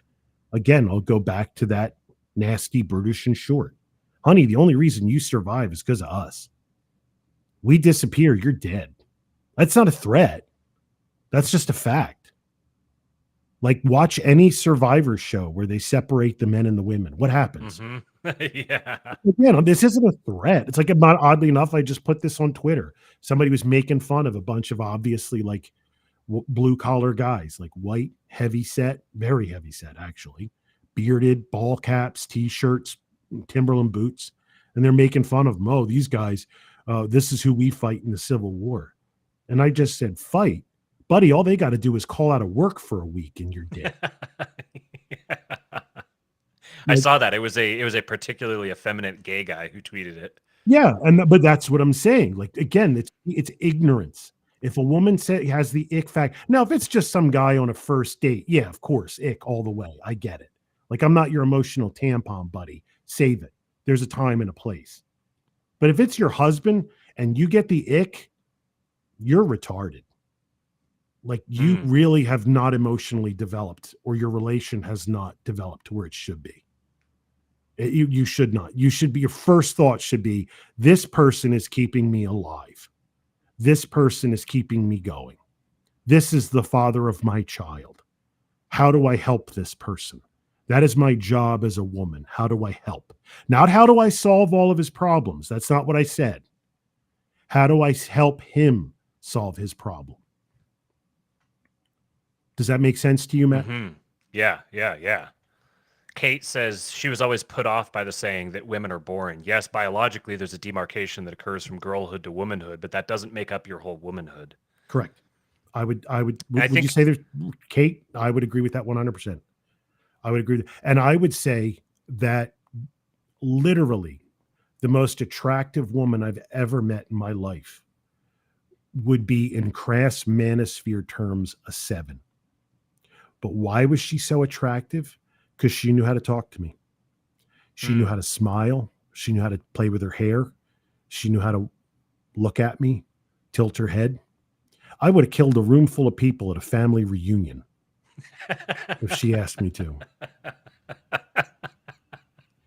Oh, that's a good one. I'm going to remember that. Thank you. And it's like, why? Because she was a woman. Because she made me feel like the only damn man on the planet just by looking at me. And I'd like to think I could hold my own in a fight, an altercation, a gunfight, knife fight, whatever. Years in law enforcement, personal training, all that. But she made me feel like I was 30 times the badass that I am just by looking at me. Why? Because she's a woman. She knew how to talk to me. And all the most attractive women in my life, they weren't the prettiest ones. And I don't say this to talk myself up, but I've literally dated girls that stopped traffic. Literally, cars stopped. And it's just like, were they the most attractive girls I dated? Physically, yeah. But in reality, the ones that got my engine running, I'll say without being crass, the gals that just knew how to talk to me, knew how to make me feel like a man. I was like, and that's what it is.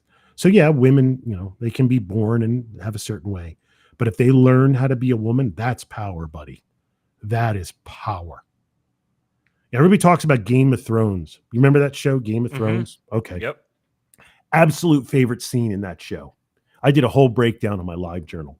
Absolute favorite scene in the show is when, you'll forgive me, it's been so many years, I don't really remember names. Mama Stark, whatever her name was. She sees Tyrion Lannister and she thinks he's responsible for what happens to her son. And she stands right up in this tavern and she starts talking about her relationship with the lieges and lords of all these other men. And she doesn't denigrate any of them. She doesn't henpeck any of them. But she says, I know your master. I know your master. And I'm gesturing like the true Italian I am, looking around like you can see me. I know your master. I know your lord. I know your liege. And I know how honorable they all are. And if you are an honorable follower of your master, then you will understand I am a lady in distress that is beloved of him. And then literally when she gets done her going around the room speech with all these guys, every sword in the place gets drawn. Not a single man backs down.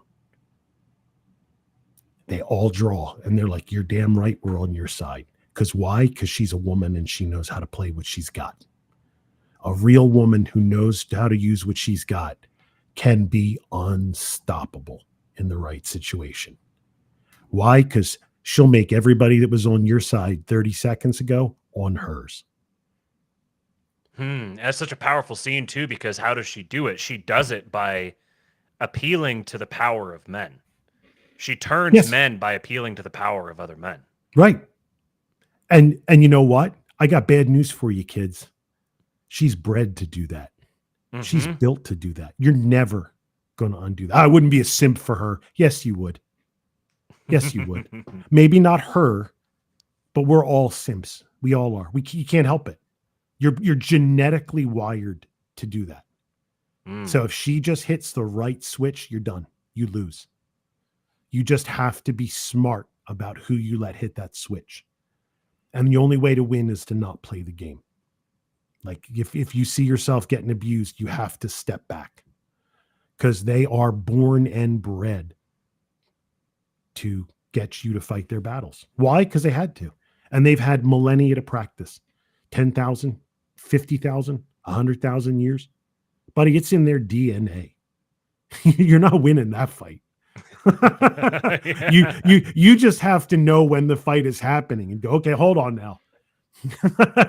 And then you just say, nope, this is not my issue. I'm not dealing with it. And that's interesting because that kind of gets at a deeper truth about masculinity, I think, which is part of the wisdom of masculinity is knowing your place and doing your job. Absolutely. Yep. Absolutely. 100%. That doesn't mean that your place can't change. In fact, Absolutely. that's you are to labor and toil so that your place will change. When you are fully pursuing your calling as a man, your place will naturally change because it's a law of the universe, as set down by God. But women become the like the mediating factor there, which is interesting because if you have the are you familiar with Gödel's incompleteness theorems? I am not. Okay, just most simply, it was I don't get the math of it. I just kind of get the general overview because people who are smarter than me explained it to me. Okay. But essentially, Gödel used set theory to disprove the idea of mathematical positivism, which was essentially that you could express all of reality, you could sum everything up into like math equations, and the gist of it essentially is that a set can never define itself. It has to always appeal to a set outside of it. And an easy way to think about this is that you can't explain a language with itself. You ultimately have to appeal to another language to explain that language. So ultimately, if you think of this in terms of the analogies we've used of women being the water that spreads out and fills all the space available to it, or being the magnetic field, and men being that which mediates it, ultimately, the truth I think that comes out of these analogies is that men are that which mediates between a closed system and an open system. The system is going to remain closed. Women will never. You can see this in the way that a magnetic field will behave in the presence of a low electric charge. It begins consolidating and condensing. It gets denser. It pulls away from the edge of the charge as the charge begins to retreat. But then as the charge begins to expand out again, then women, the magnetic field follows it. So you get this kind of natural tension between men and women. That is, as men retreat within themselves, the women retreat back away from them. But as men begin to expand outward, the women naturally follow them. So there's the men are the ones who have to mediate this process. Right. So we have this problem of the hyperfeminization of society. Everything's being feminized. We've got all these weak men. We have these guys who are posting things about these very feminized threads about how men aren't in touch with their emotions and all this sort of thing. How do we? I want to kind of tie in the Dershowitz connection here again, because this is clearly something that a lot of people see as a problem within society, and I would agree with it. That I think you can extrapolate. There's this fractal relationship here where you can talk about men and women on the individual level, you could talk about men and women on the collective level, and then you can talk about masculine systems and feminine systems. I might be a better way to say that, but I think you know what I mean. So having the presence of a culture that is itself matriarchal seems to very clearly have this undermining effect. You get this sort of Grima Wormtongue effect where you have all the strong men go to war, and it's the men who stay back home and whisper in the ears of the women. It's very dysgenic. Yeah, they encourage the women to, you need to vote, you need to have the right to kill your babies, you need to have the right to leave your husbands, all these sorts of things. These are whispered in the ears of women. So you get this weak masculinity that then causes a weak femininity. And weak femininity, the way it expresses is in this overbearing, devouring, smothering manifestation. So how do you coexist with a culture that produces men like this? Okay, I'm gonna try and see if I can condense it the best I can, because that was a massive question. Yeah. So let me try and see if I can condense it. First off, you don't have Grima Wormtongue. You have Screama Wormtongue. Because this isn't just somebody whispering into the ear of a king. This is somebody blaring from every television set, every website, every news feed, every magazine, every newspaper, every television, every cable network, et cetera, at all. You have this alien mentality, this foreign mentality, just being superimposed on your culture. And why has it been so successful? Well, because we just said women are the status quo. Okay? I've said that throughout this interview. So once this superimposition comes on to women, they are the status quo. And then now the whole status quo is that. So the only way you can, there's two ways you can escape it, in the macro sense and the micro sense. The macro sense is get these people away from the loudspeakers. Okay? Get these people away from the loudspeakers. Get them away from the button that broadcasts. Because, as I said, they are not just whispering into the ear of one powerful man. They are whispering, they are screaming into every living room on the planet. That's the macro way. Get these people away from the loudspeaker. The micro way is to do what I've said in the beginning. Be yourself, but being yourself in a dangerous way, a way that may get you ostracized, a way that may get you mocked, a way that may get you belittled. You have to toil. That is your curse. You have to endure. That is your curse. And again, like I said, don't be a clown, don't be an asshole, don't be a narcissist. But if you like something, say you like it. If you don't like something, say you don't like it. And you will find that women will be attracted to that. Why? Because they can see a vessel that they can fill. And now they're just picking if they like the shape of the vessel or not. And then you start the fractal way. Remember, the family unit is the basis of any nation. All a nation is just the family writ large. That's it. That's all a nation is. Well, the problem is that they've destroyed the family.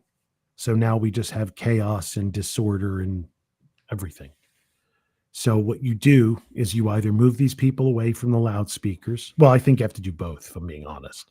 Mm-hmm. But in the macro sense, move them away from the loudspeakers. And in the micro sense, start being yourself dangerously. Being yourself is not, well, I'm just going to do what's popular or I'm just going to do what's easy. No, you have to take chances. It's like it's like the NPC meme.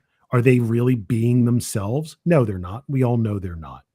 They're just letting somebody else put a chip in their head to tell them what to say. Okay? As I've said 1,000 times, be yourself is great advice. The problem isn't the advice, it's the listener. The listener isn't willing to take those risks. The listener isn't willing to be the one guy at the party that goes, nah, I don't like football. Not be an asshole about it, but nah, sorry, I don't watch that show. I don't know what it's like. Okay, that's being yourself, taking a risk. I can't really see a lot of the comments on the side. I only glance one maybe every 40 or 50. I have no idea. But somebody, kind of pushed back a little bit on me talking about pad thai. It's like, right, I don't like pad thai. You're allowed to like pad thai. That's great. I'm not bad mouthing it, but I don't like it. And that's me being myself. I'm not being an asshole. I'm just saying I don't like it. Now, obviously, somebody out there said, well, I don't agree with you. I do like it. Great. But I was being myself and I risked that person's dislike. Do you see what I'm saying, Matt? Mm-hmm. That's what being yourself is. You have to do it dangerously.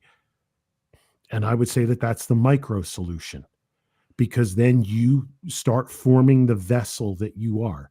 And then women will seek that vessel if they like it. They like the shape of it. They like the color of it. They like the texture of it. And then they'll fill it. And it's interesting that you even have the phenomenon of women who will become pen pals with men in prison. They'll like the most like egregious criminals. There's always going to be a woman who likes them because they see them. They see that. It sounds funny to say it this way, but honestly, it's true. They're like, this is a guy who doesn't let people stand in the way between like him and what he wants. Right. Even if all the social rules, all the social pressure, all the laws and everything, they stand against him because they say that sovereign is he who decides the exception. And what they're drawn to in a man like that is that he is exercising sovereignty. Obviously, he's doing it in a really it's not recommended that you follow that path, but there's a lot of guys who they've had it drilled into them that no woman is ever going to find me. No woman's ever going to be attracted to my vessel. But I think this right. is evidence that women will be attracted to really fucked up vessels. Yes. Oh God, absolutely. Oh, if the vessel is well put 100%. Together on its own terms. Oh, goodness gracious. I couldn't possibly agree with that more. Yeah. And again, I'm going to say this crassly, but I do mean it in a very, I mean it also in a very spiritual sense and a very moral sense too. But I'm just going to say it crassly. Don't tell women why they shouldn't fuck you. That's just stupid. Let her right. let her figure it out. You know what I mean? Let her figure out if she wants to do it. And the reason I use that crass example, it dovetails nicely. I use the carpentry term dovetail. It dovetails nicely with what I said earlier about the whole get 10 women to want to sleep with you. Because if a woman wants to sleep with you, then you've got her. That's it. You've got her. You don't actually have to sleep with her. But if you've got her saying, I am willing to have sex with this guy, then you've got her interest, you've got her curiosity, you've got her affection. I mean, you've got her. Anything else is just, gravy. So that's why I use that term. It's like, yeah, you'll be surprised what women will go for. Let them go. Let them pick. And I think honestly, there's two big two big things I really do feel sorry for women about these days. I really do. One is that they're so told by external forces what to go for. And it's like, but they're bullet point lists. I said again, I'll prove my honesty with my consistency. You could take every woman listening to the sound of my voice on your program right now, and you could put a guy in front of them, and they may agree on some things, but he's just not going to work for all of them. Like, it's just not going to happen. Like, maybe he doesn't like the right food. Maybe he doesn't talk the proper way. Maybe he just doesn't like kids enough or like animals enough, whatever. Like, there's going to be 1,000 little things that they're just not going to agree on. Right. But guys aren't like that. Guys are like, oh, whatever. Is she cute? That's good. Is she all right? Again, all this ties into what I was saying before. Like, women get the cards because they need them. And I think it's sad that they're told what to like rather than they just let their heart decide. Because I really don't believe they do let their heart decide. I think a lot of listeners would say, well, that's the problem. That's how we got here. That's why they're all with dirt bags and trash. It's like, no, we got here because they got told to like thugs. Because that's what's out there. That's who gets the money. That's who gets on television, are thugs. Again, you got the same people doing the same bullshit, screaming the same things from the loudspeakers. Women love the exception, men love the rule. Mm-hmm. Guys want just the girl next door. That's really deep down what every guy wants. Just the girl next door. Is she cute? Is she sweet? Great. She's for me. Women are the ones that want the exception. They want the guy that does something cool or does something neat or does something different. Right? It's all genetic, but that's a whole other conversation. But all this is to say, the two things I feel sorry for them are, one, I really don't think they're allowed to go after who they really want, because I think they're afraid they're going to be judged that they like, this guy or that guy, and he's not socially acceptable. And the other thing I really feel sorry for, and this is even the bigger of the two, is I don't think women are allowed to love men anymore. I really don't. I was told once a long time ago, and I think it's true. Sex is for men, love is for women. We are allowed to really, really enjoy sex, especially if it's a woman that's yours. I mean, I haven't been married, but I suspect it's like the 2 or 3 strongest relationships I ever had, where it's like sex with her is I owned her. I possessed her. She was mine. She was the experience. And I loved every second of it. And she loved every second of it. But that sex is for me as a man. Love is for her. And I really feel bad for women, because I think women can find a great deal of joy in just a lot of little things a man does, and just find wonder in it. Like, wow, he wears that same hat every day. You're like, just something, how he laughs or how he walks or how he says a certain word. Like, women they're not allowed to be enamored with men's idiosyncrasies anymore. Because when a woman does cutesy stuff like that, now they're mocked. But most men think it's awesome and adorable. Like, she loves the way I say radiator or something, you know what I mean? Or something silly, something silly like that. Like, I really just don't think women are allowed to really be in love with men anymore, to kind of put them up on a pedestal. And I think it's sad, because I think that's where women can be tremendously happy. Like, get giddy about wearing one of his shirts or hearing him come through the door. Like, I just think it's sad. I think that's a huge part of being a woman, and a lot of joy in that. And I think it's been robbed from them and told them that they're wrong for liking it. Yeah, like the girl wearing her boyfriend's hoodie. Exactly. That's a powerful. That's a powerful symbol. Yes, right. Exactly. And I think now it's all that's cheesy. That's so old fashioned. It's like, well, you let her like what she likes. Let her be herself.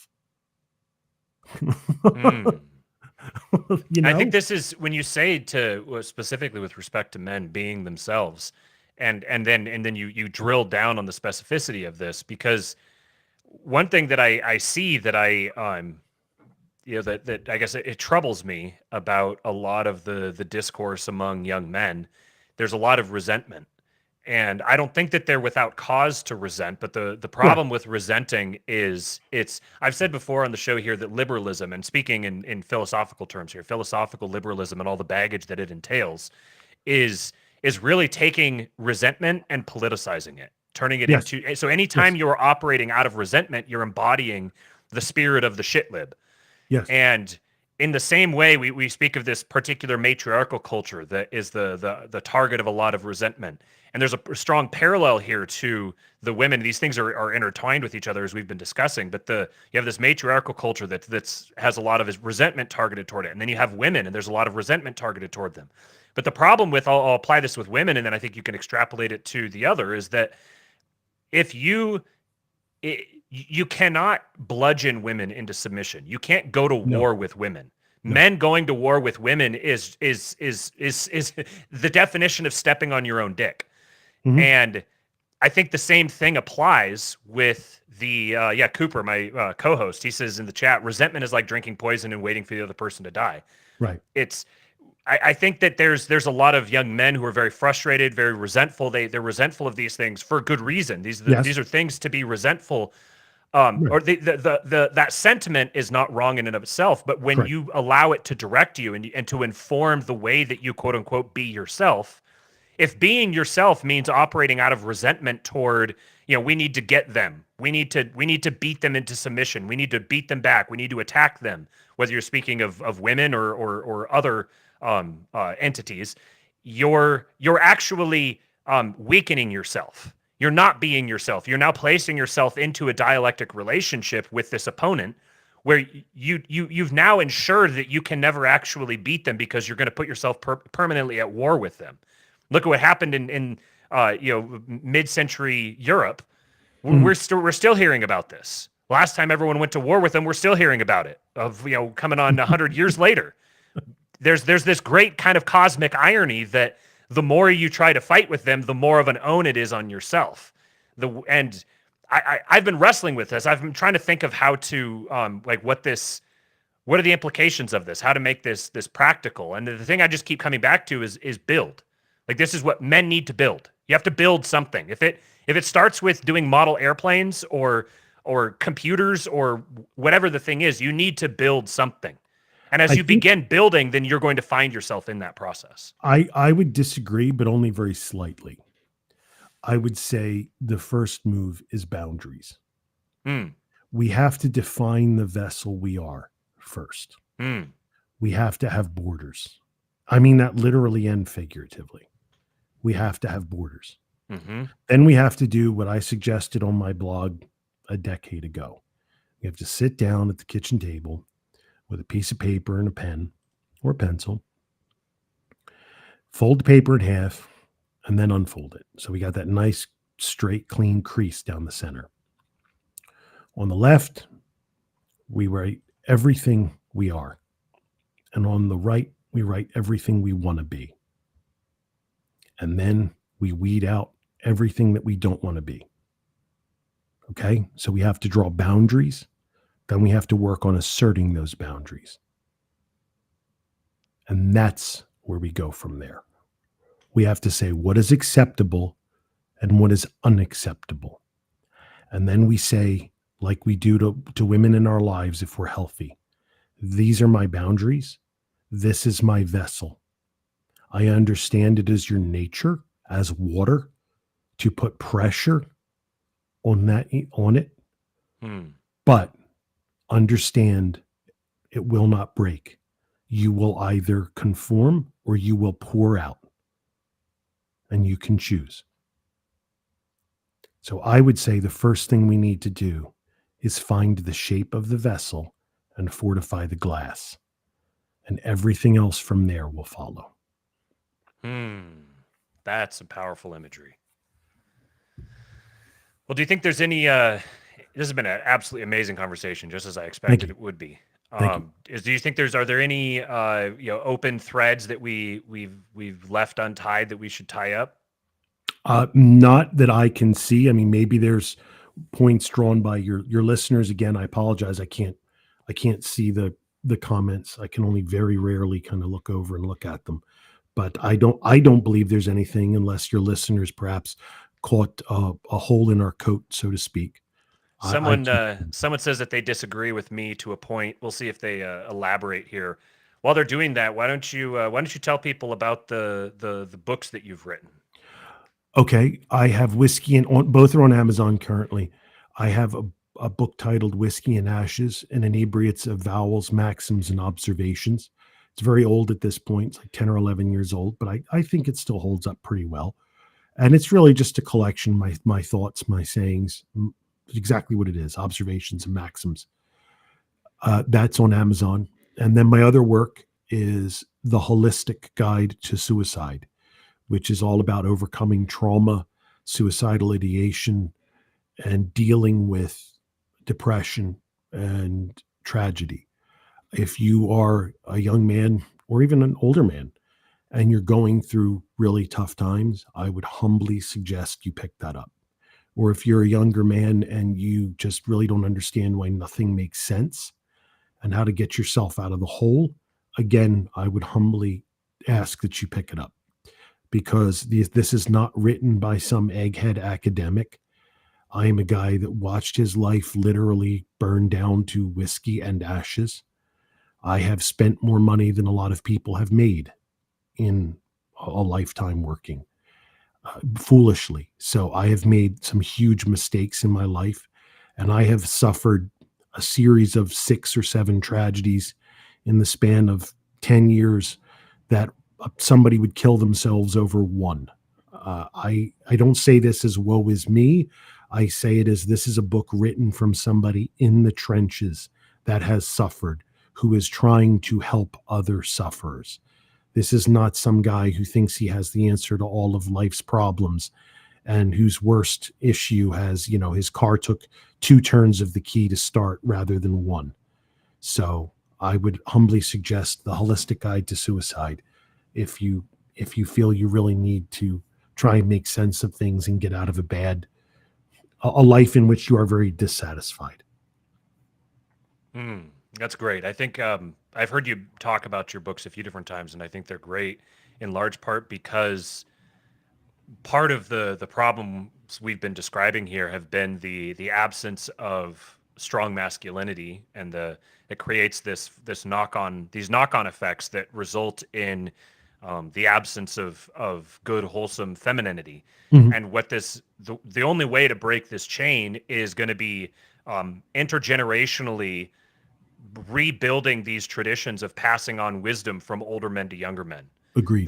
That becomes you have the family as the fundamental unit, and then the relationship of older men to younger men is going to be it's like the catalyst that allows a civilization to begin building up capital within itself. Mhm.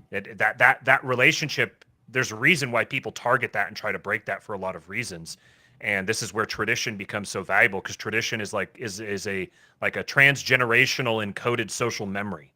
Mhm. And when you break those traditions, when the young men stop listening to the older men, or the older men stop talking to the younger men, and that you lose that connection, then it's inevitable. Then you're going to have weak men who don't know how to be men, which is going to breed women who are dissatisfied with the men who are available, who are going to go seeking the stronger masculinity. As Natashki said here, she said, we don't submit to chumps.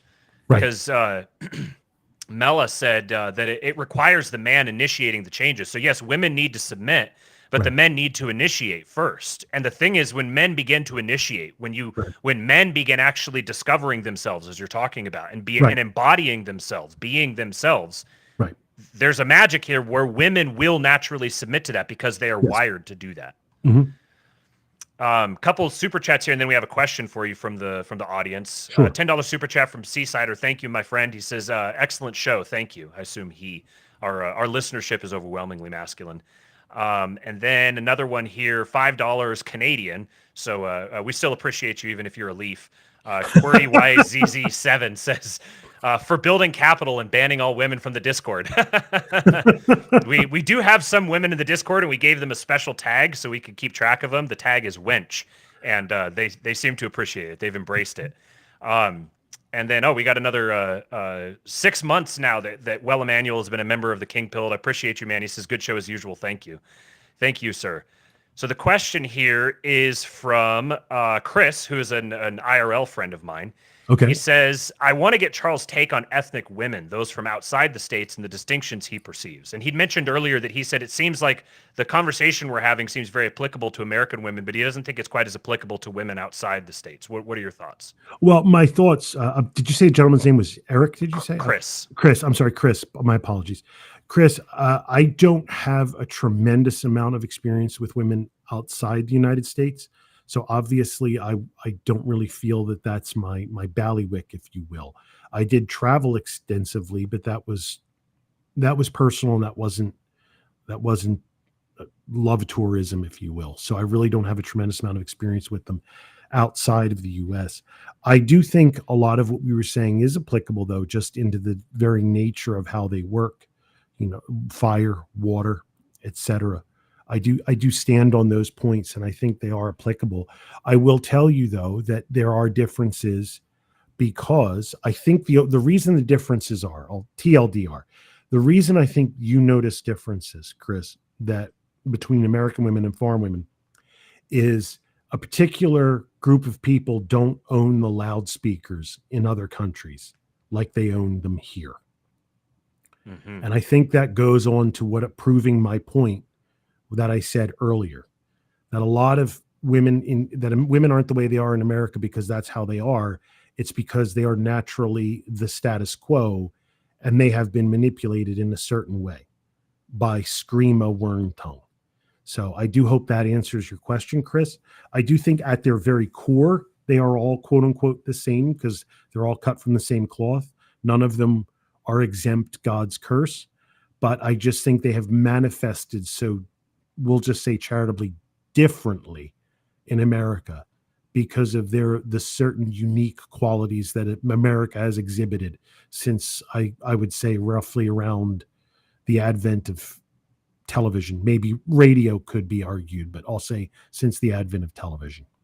Does that answer the question, do you think, Matt? Yeah, I think it does. And I would add that there's a kind of, you can make the joke that all non-American countries are basically just American countries, but they're just not yet. It's on the way. Right, because a fish rots from the head and the tail first. Right, exactly. Mm-hmm. And I've been coming around to this idea just recently. It's a little far afield, but I happen to believe that we're actually we're experiencing the birth pangs of the American empire. I think the death throes that we're experiencing are actually the final vestiges of the British Empire really falling off and moving into we're at the advent of the American empire, and it's only America as a political entity. However, it ends up being composed. I think that's still up for debate, but I think that we're moving into an era where everything's going to get worse for everyone, but it's going to be less worse in the United States or in America, broadly speaking, than it is everywhere else. So by dint of that fact, America will remain and actually ascend even further into power. And so then the question of whether foreign women will become more like American women or less is really going to depend on the actions that are taken by American men between now and the next however many decades. Interesting. Very interesting, too. Mm-hmm. All right. Well, Charles, this has been fantastic. I absolutely appreciate this. And do your shilling. Direct people to follow you. And you already mentioned your books, but anything else you want people to know? I don't have anything to shill further at the moment. I have the two books that I've mentioned. Once again, Whiskey and Ashes and Inebriates, Avowals, Maxims, and Observations, and also The Holistic Guide to Suicide. And if you would like to give me more of your attention, you're welcome to follow me at Whiskey and Ashes on Twitter, X, whatever they call it these days. I have a very unusual work schedule due to my trade in private investigation and such, and armed security and executive protection. So sometimes I'll post a ton in a day and then I'll go quiet for a week. So I am very hit or miss when it comes to that. I do look forward to hopefully being more vocal in a very literal sense on the podcasting circuit, because Pete has been very generous and let me find my wings with him, and Matt was very kind and hospitable and reached out to me, and it looks like I'm getting one or two other people interested in speaking with me. So all I would ask, tie it up with, hopefully you'll be hearing more of me in the near future. And I very much enjoyed speaking with you, Matt. Thank you very much for the opportunity to talk with you. Absolutely. We got one other question from the crowd here. Nadeem says, what do you think about Russia? kind of an open question, but answer it how you see fit. No, okay. What do I think about Russia? All right, as far as conflict goes, I am an American in the truest sense. Historically, America has been rabidly isolationist, contrary to what the media will tell you. So I let Russia deal with Russia's issues. As a people, I think they have been maligned for all the things they should not be maligned for, and not maligned for the things they should be maligned for, because much of their history has been, especially given the CCCP or USSR, whichever you choose to use, given their demographic makeup of their leadership, they were not ethnic Russians. So I don't think the historical perspective on Russia from the United States standpoint is actually reasonable. I won't use the word fair. I just think it is largely inaccurate. So my standpoint on Russia is I wish them, as a Christian people, much success. I don't like to see them at war. I don't like to see anybody at war if it can be avoided peaceably. But I don't have any particular animosity for the Russian people in my heart. And I will say, I will close with this, and I thank you for the question because it allows me to tie it into the conversation earlier. I do think, and I say this with kind of a wink and a nod and a tongue firmly in cheek, they are being themselves. Finally, it's like, we do not want McDonald's. We do not want homosexual culture. We do not want all this stuff. And we will stand on the world stage and be ourselves. And I applaud them for that.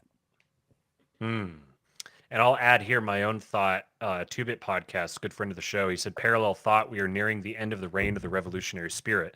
And this reminds me of something that I wanted to mention earlier in the context of not falling into this dialectic trap of resentment that, as Christians, speaking for myself, we don't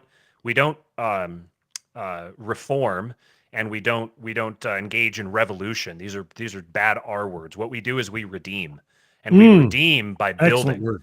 And when we redeem the mistakes of our fathers. So yes, all the issues that we see today, they are the product of the mistakes that our fathers made, the weak masculinity of the past. But instead of going to war with our fathers, we need to redeem our fathers. We take their burdens onto our shoulders and we bear them. And it's in doing this that we actually form the vessel, and we establish the borders, we establish the boundaries. There you go. And that creates a foundation we can build on. Charles, thank you, Marin. Very much appreciate you dropping by. Someone asked if you have a channel. I think you don't have a channel yet, but you can find you on Pete Quinones, and it sounds like you've got some more interviews coming up. So just follow Charles on Twitter, and you'll get his. You'll keep up with what he's doing there. Thank you much. Thank you much, everybody.